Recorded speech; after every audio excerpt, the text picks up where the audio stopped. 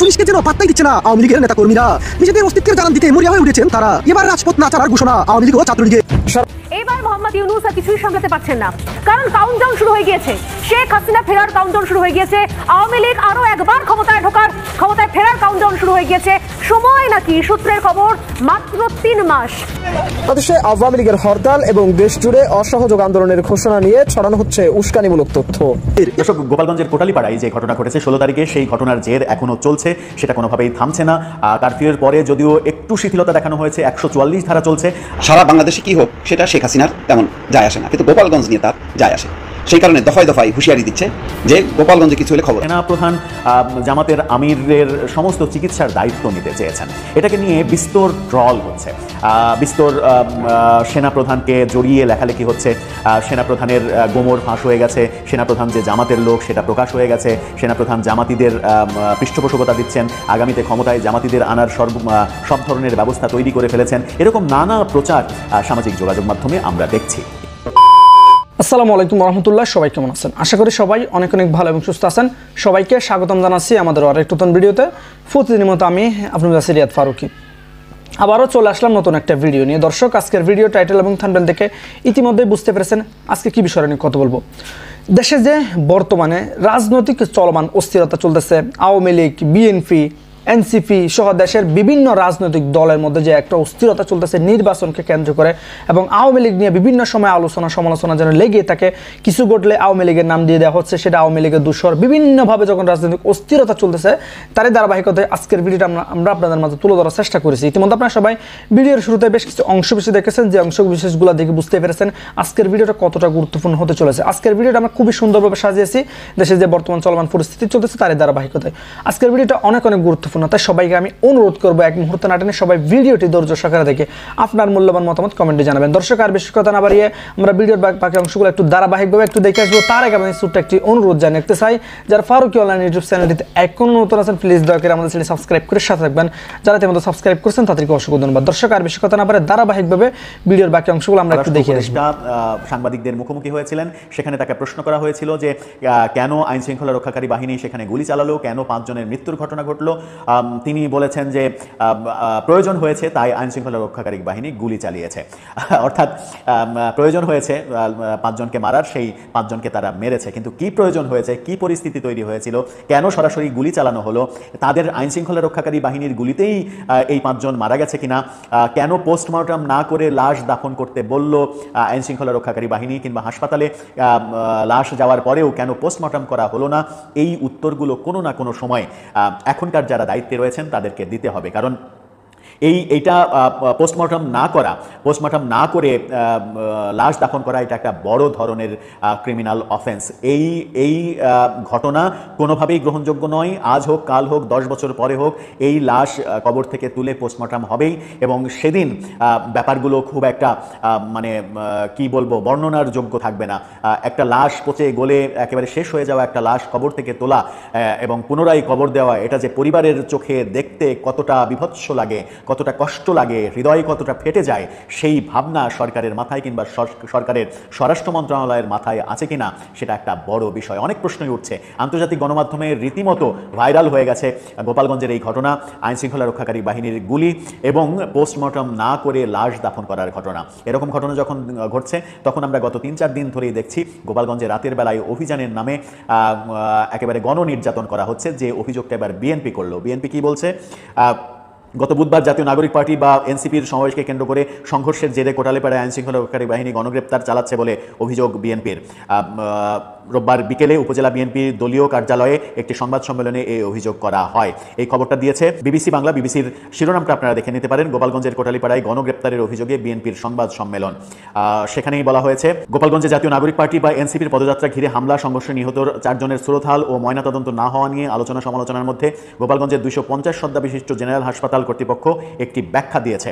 হাসপাতালের তত্ত্বাবধায়ক জীবিতেশ বিশ্বাস স্বাক্ষরিত এক বিজ্ঞপ্তি রোববার বিকেলে প্রধান উপদেষ্টার প্রেস উইং থেকে সাংবাদিকদের কাছে কাছে পাঠানো হয়েছে।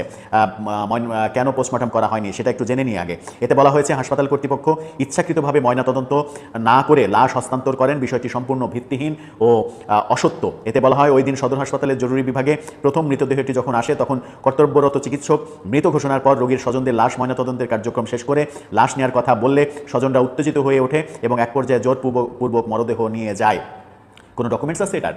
কোনো ভিডিও চিত্র, কোনো লিখিত যে স্বজনরা ময়নাতদন্ত করবে না? স্বজনরা ময়নাতদন্ত করতে না চাইলে পুলিশের কাছে লিখিত দিয়েও কোনো লাভ হয় না। আদালতের কাছে, আইন হচ্ছে আদালতের কাছে লিখিত দিতে হয় মুসলেকা যে আমরা এই লাশের ময়নাতদন্ত চাই না, এই ব্যাপারে ভবিষ্যতে আমরা কোনো ধরনের অভিযোগ করব না। আদালতের কাছে যদি ব্যাপারটা গ্রহণযোগ্য হয়, আদালত যদি মনে করেন যে তিনি যেটা বলছেন সেটা নিজের ইচ্ছাই বলছেন, এরকম ঘটনা ভবিষ্যতে ঘটবে না, তাহলে আদালত মঞ্জুর করতে পারেন। সরকার কি আইন জানে না? সরকার নিশ্চয়ই আইন জানে, তাহলে এইরকম ব্যাখ্যা কেন? হাসপাতাল কর্তৃপক্ষের দাবি এরপরে সংঘর্ষে নিহত বাকি মৃতদেহগুলোও স্বজনরা ময়নাতদন্ত না করে রাজি হয়নি। আইনশৃঙ্খলা রক্ষাকারী বাহিনী কি লেবেন চুষ খেয়েছে, লাঠি লজেন্স খেয়েছে? আইনশৃঙ্খলা রক্ষাকারী বাহিনী এত কিছু করতে পারলো, এত যুদ্ধংদেহী অবস্থা তৈরি করতে পারলো, অথচ 4টা লাশের 5টা লাশের ময়নাতদন্ত করতে পারলো না। সরকার যখন এই ব্যাখ্যা দিচ্ছে তখন পরিবার বলছে যে তাদের ময়নাতদন্ত করা হয়নি, হাসপাতালে লাশ রাখা হয়নি, হাসপাতাল থেকে বলা হয়েছে এই মারা গেছে, এটা নিয়ে করার কিছু নাই, এই লাশের ময়নাতদন্ত হবে না, আপনারা নিয়ে যেয়ে মাটি দেন। স্বজনেরা এই কথা বলছে।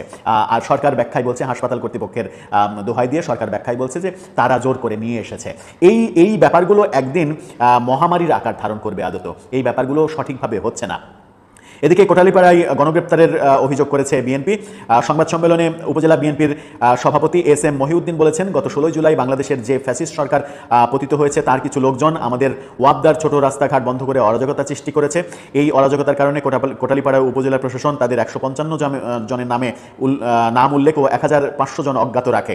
তিনি জানান, এই মামলায় কোটালীপাড়ার বিভিন্ন স্থানের ছাত্র, শিক্ষক, কৃষক, ভ্যান চালক, মেহনতি মানুষ যাদেরকে রাস্তায় পাচ্ছে তাদেরকেই ধরে এনে আসামি করে চালান দিয়ে দিচ্ছে। গণগ্রেপ্তার হচ্ছে বলে নিন্দা জানিয়েছেন তারা।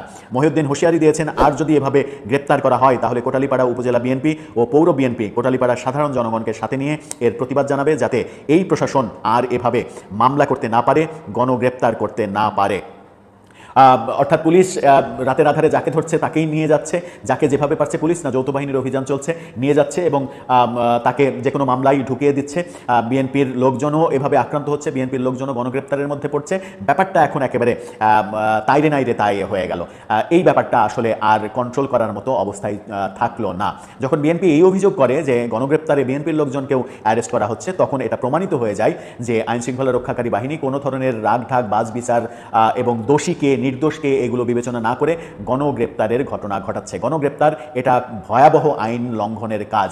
এই আইন লঙ্ঘনের কাজ একদিকে যখন হচ্ছে তখন স্বরাষ্ট্র উপদেষ্টা বলছেন যে তিনি আইনশৃঙ্খলা রক্ষাকারী বাহিনী কিংবা সেনাবাহিনী কেন গুলি চালালো এই প্রশ্নের উত্তরে বলেছেন প্রয়োজন হয়েছে তাই চালিয়েছে। একটা স্বরাষ্ট্র উপদেষ্টার বক্তব্য এটা, অথচ আইন বলছে কোনো নিরীহ মানুষের উপরে গুলি চালানো যাবে না।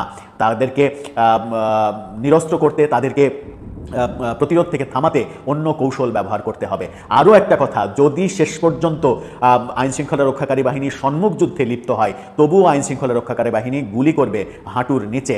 কিন্তু যে গুলিতে যে 5 জন নিহত হয়েছে সেই 5 জনেরই গুলি পেটে, বুকে, কাঁধে লেগেছে। তাহলে অস্ত্রগুলো তাক করা হয়েছিল কি হাঁটুর নিচে নাকি সরাসরি মেরে ফেলার উদ্দেশ্যে, এই প্রশ্ন উঠছে। আর খবরে এসেছে, সমকাল বলছে যে এই গণগ্রেপ্তারে 9 জন শিশুকেও গ্রেপ্তার করা হয়েছে। স্বরাষ্ট্র উপদেষ্টাকে প্রশ্ন করা হয়েছে যে 9 জন শিশুকেও রেহাই দেওয়া হয়নি, এটা কেন? তো বলছে কই, কোথায় ঘটেছে এটা? সাংবাদিকরা তখন বলেন সমকালে এটা নিয়ে একটা বড় প্রতিবেদন হয়েছে। সমকাল কোন সমকাল, কিসের সমকাল? গোপালগঞ্জের পত্রিকা? এইভাবে তিনি প্রশ্ন করেছেন যে তিনি সমকাল পত্রিকা জানেন না, সমকাল স্থানীয় পত্রিকা, গোপালগঞ্জের পত্রিকা নাকি জাতীয় পত্রিকা সেটাও জানেন না। এই হচ্ছে আমাদের স্বরাষ্ট্র উপদেষ্টা। আর সরকার এই মানুষজন নিয়ে, এই লোকজন নিয়ে, এই মেধা নিয়ে, এই কার্যক্রম নিয়ে সরকার পরিচালনা করছে। তাহলে পরিস্থিতি কিভাবে নিয়ন্ত্রণে আসবে? সন্ত্রাসীদের নিয়ন্ত্রণ করার মতো অ্যাবিলিটিও তো থাকতে হয় রে ভাই। আপনি এইভাবে কথা বলবেন, সমকাল পত্রিকা চিনবেন না, সমকাল স্থানীয় পত্রিকা গোপালগঞ্জের কিনা এটা জানবেন না, তাহলে মানে কথা না বলাই ভালো বোধ হয়। কারণ এই কথা বলতে গেলে কথা বাড়বে, কথার পৃষ্ঠে কথা আসবে, কথা কখনো অসহনীয় হয়ে যাবে। কথাই তো মানুষের সব থেকে বড় শত্রু। কথা আমরা ততটুকুই বলতে পারি যতটুকু নিজে নিজে মনে করা যায় যে এই কথাটুকু বললে কোনো সমস্যা হবে না, এইটুকু সমালোচনা করা যায়। আমরা তীব্র কথা বলতে চাই না, কিন্তু বিনয়ের সঙ্গে বলতে চাই, সরকার বাহাদুর আপনারা প্লিজ এই ব্যাপারগুলো নিয়ে ভাবুন যে আপনাদের প্রত্যেকটা সেক্টরে কারা কিভাবে দায়িত্ব পালন করছে, এবং এই মানুষগুলো কখনো কখনো মনে হতেই পারে মানুষগুলো সহজ সরল। প্রফেসর ইউনূস সহজ সরল মাটির মানুষ, কিন্তু সহজ সরল মাটির মানুষ, এই মাটির মানুষেরা সব রাষ্ট্র পরিচালনা করতে গিয়ে সব কথা যে সবখানে বলতে হয় না, সব কথা যে শিশুর মতো উগলে দিতে হয় না, সেটুকু বোধ সরকার পরিচালনা করার ক্ষেত্রে অবশ্যই প্রয়োজন, নতুবা এরকমভাবে পদে পদে ঠিক সারা বাংলাদেশে কি হোক সেটা শেখ হাসিনার তেমন যায় আসে না, কিন্তু গোপালগঞ্জ নিয়ে তার যায় আসে। সেই কারণে দফায় দফায় হুঁশিয়ারি দিচ্ছে যে গোপালগঞ্জে কিছু হলে খবর আছে। তারপরে আজকে নাকি হরতাল ছিল, আমি বুঝি নাই। কালকে রাতে বিচ্ছিন্ন কিছু গাড়ি ঘোড়া আগুন দেওয়া হয়েছে এবং খুব হাস্যকরভাবে, কোনো শোডাউন নাই, হঠাৎ করে দাঁড়ায় থাকা বাসে শ্যামলীতে একটা, তারপরে চট্টগ্রামে কোনো কোনো জায়গায় এরকম তারা করতেছে। কারণ কি, গোপালগঞ্জ এখন আক্রান্ত হচ্ছে। তারা প্রথমে মনে করছিল যে আগের কয়েকবার যেমন সামরিক বাহিনীর গাড়ি পোড়ানো হয়েছে, স্বেচ্ছাসেবক দলের নেতাদেরকে খুন করা হয়েছে, হামলা চালাইছে, সেখানে গোপালগঞ্জের মাটিতে বিরোধী দল বা অন্য মতের কেউ যেহেতু ঠাঁই পায় না, আর এখন তাদের আশা ভরসা একটাই, সেই গোপালগঞ্জকে তারা সুরক্ষিত করছে। গোপালগঞ্জের মানুষের যেই আবেগ সহানুভূতি বঙ্গবন্ধুকে ঘিরে, সেটাকে এখন শক্তি হিসেবে কাজে লাগাচ্ছে শেখ হাসিনা। সুতরাং এই শেষ ঘাঁটি বা দুর্গ রক্ষার জন্য শেখ হাসিনা মরিয়া।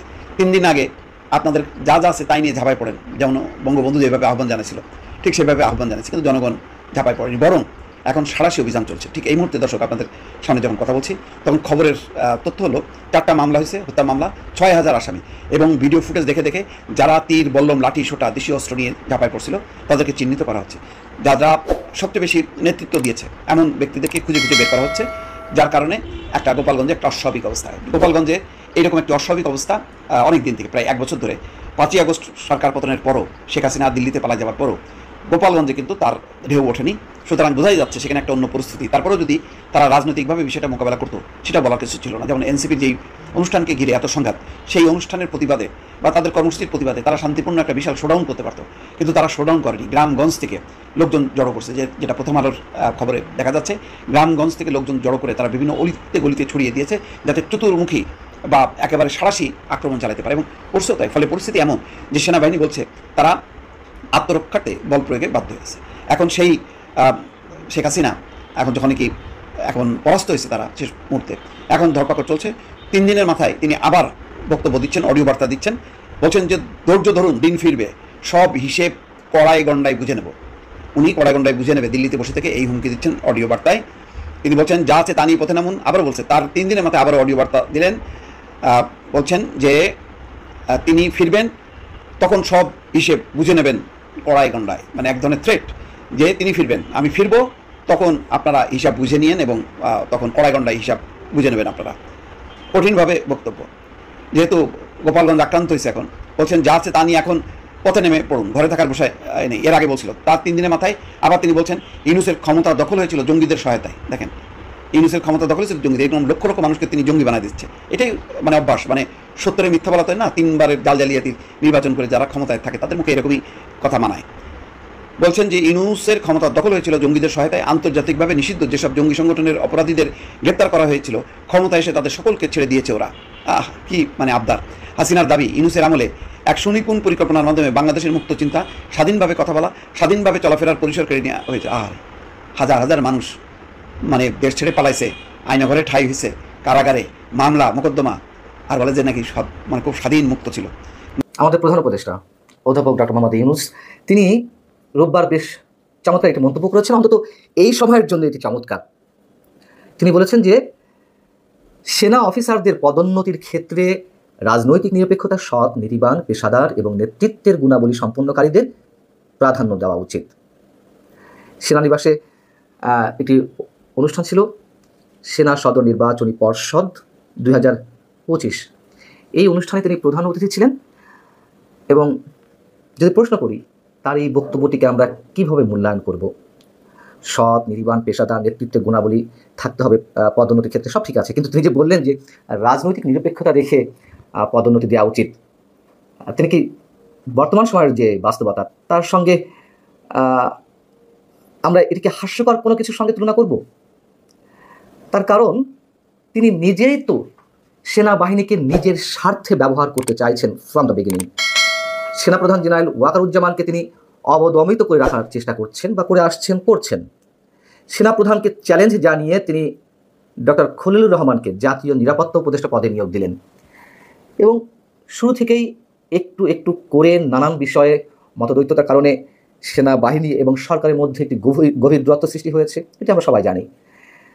এবং এই মুহূর্তে যদিও অনেকে বলছেন যে সেনাবাহিনী সরকারের বিশেষ এজেন্ডা বাস্তবায়নের জন্য সবশেষ বা শেষমেশ তারাও একযোগে সামিল হয়েছেন, অনেক বিষয়ে প্রশ্ন উঠছে, যদিও আমরা বিষয়টি এখনও পরিষ্কার নয়। ব্যক্তিগতভাবে আমার কাছে এসব কিছু এত সহজে এখনই মন্তব্য করতে চাইছি না। এবং এ কথা তো সত্য যে এটা অনস্বীকার্য, রাজনৈতিক সরকারগুলো সেনাবাহিনীর পদের ক্ষেত্রে, বিশেষ করে ব্রিগেডিয়ার জেনারেল পদ থেকে মেজর জেনারেলের পদোন্নতির ক্ষেত্রে সংশ্লিষ্টদের পলিটিক্যাল ব্যাকগ্রাউন্ড খুব ভালোভাবে যাচাই বাছাই করা হয়। বিএনপির সময় বিএনপির মতো দেখে যে এই পদোন্নতির ক্ষেত্রে সংশ্লিষ্ট কর্মকর্তা কোন দলের অনুগত বা তার পারিবারিক ব্যাকগ্রাউন্ড, ফ্যামিলির নানান ধরনের তথ্য ইত্যাদি ইত্যাদি যাচাই করা হয়, এটা সত্য কথা। কিন্তু বর্তমানে তো একটি অন্তর্বর্তী সরকার মানে দল নিরপেক্ষ সরকার, কিন্তু ডক্টর মোহাম্মদ ইউনূস কি সেই দল নিরপেক্ষতার পরিচয় দিতে পেরেছেন আজ অবধি? প্রশ্নই ওঠে না, কোনোভাবেই না। এবং তিনি যে নিজেই একটি দল করেছেন, তিনি নিজে একটি কিংস পার্টি গঠন করেছেন, এটা তো সর্বজন বিদিত। অতএব তার মুখ থেকে যখন উচ্চারিত হয় যে সামরিক কর্মকর্তাদের পদোন্নতির ক্ষেত্রে রাজনৈতিক নিরপেক্ষতা যাচাই করা উচিত বা রাজনৈতিকভাবে নিরপেক্ষ ব্যক্তিদের পদোন্নতি দেওয়া উচিত, এটা সত্যিই আমাদের কাছে তামাশাপূর্ণ বলে মনে হয়। যেমন গয়েশ্বরচন্দ্র রায়, বিএনপি স্থায়ী কমিটির সদস্য, তিনি মুন্সিগঞ্জে বিএনপির একটি অনুষ্ঠানে বেশ চমৎকার একটি মন্তব্য করেছেন, চমকপ্রদ এই সময়ের জন্য এবং চরম বাস্তবতা সম্মত। তিনি বলছেন যে আওয়ামী লীগ নেই, এরপর বিএনপিও থাকবে না, তাহলে কি ৭১-এর রাজাকাররা দেশ চালাবে? ভয়ঙ্কর একটি কথা বলেছেন, স্পষ্টভাবে বলেছেন। আমার মনে হয় গত 11.5 মাস বা প্রায় 1 বছর সময়ের মধ্যে এমন সরাসরিভাবে এই ধরনের মন্তব্য কেউ করেননি। হয়তো ভেঙে চুরে বলেছেন, একপাক্ষিকভাবে বলেছেন, নিজেদেরটা বলেছেন, কিন্তু এইভাবে স্পষ্টভাবে বলা যে আওয়ামী লীগ নেই, বিএনপিও থাকবে না, তার মানে কি রাজাকারেরা দেশ চালাবে? বর্তমান সরকারের সামনে পেছনে স্বাধীনতা বিরোধী শক্তি যে শক্ত অবস্থানে রয়েছে, এটা তো নতুন করে কিছু বলার প্রয়োজন নেই। কাদের মাধ্যমে সরকার পরিচালিত হচ্ছে তাও সবার কাছে স্পষ্ট। যতদূর জানি গয়েশ্বরচন্দ্র রায় নিজেও একজন মুক্তিযোদ্ধা এবং একজন মুক্তিযোদ্ধার পক্ষে বর্তমানে যা কিছু চলছে সেটা কোনোভাবেই মেনে নেওয়া সম্ভব নয়, তিনি যে দলেরই হন না কেন। গত প্রায় 1 বছরে মুক্তিযুদ্ধের সব ধরনের ইতিহাস মুছে ফেলার একটা প্রাণান্তকর চেষ্টা চলছে, এটিও নিশ্চয়ই নতুন করে কিছু বলার নেই। শুধুমাত্র নামকো আসতে ৭১-এর শহীদদের, বীর শহীদদের স্মরণ করা হচ্ছে, করতে হয় তাই করা, রাষ্ট্রীয় প্রোটোকল অনুযায়ী। যদি এই বিষয়টি রাষ্ট্রীয় প্রোটোকলের মধ্যে না থাকতো, ওই স্মরণটুকুও করা হতো না, এটুকু আমরা নির্দ্বিধায় বলতে পারি। যেমন ডক্টর মোহাম্মদ ইউনূস রোববারের সেনানিবাসে অনুষ্ঠানেও তিনি ৭১-এর মুক্তিযুদ্ধে যারা প্রাণ দিয়েছেন সেনা সদস্যরা, সেই বীর শহীদদের তিনি স্মরণ করেছেন। গয়েশ্বরচন্দ্র রায় যেভাবেই বলুন না কেন, যেভাবেই হোক না কেন, তিনি আওয়ামী লীগের নাম উচ্চারণ করেছেন। তো প্রিয় দর্শক, এই বিষয়টাকে আপনারা কিভাবে দেখতেছেন অবশ্যই কমেন্ট করে জানাবেন। এতক্ষণ যারা সাথে ছিলেন, শেষ পর্যন্ত দেখেছেন, তাদেরকে অসংখ্য ধন্যবাদ জানিয়ে এখানে শেষ করবো আজকের ভিডিওটি। ভালো থাকবেন, সুস্থ থাকবেন, চ্যানেল নতুন থাকবেন, চ্যানেল সাবস্ক্রাইব করে সাথে থাকবেন। ধন্যবাদ সবাইকে, আল্লাহ হাফিজ।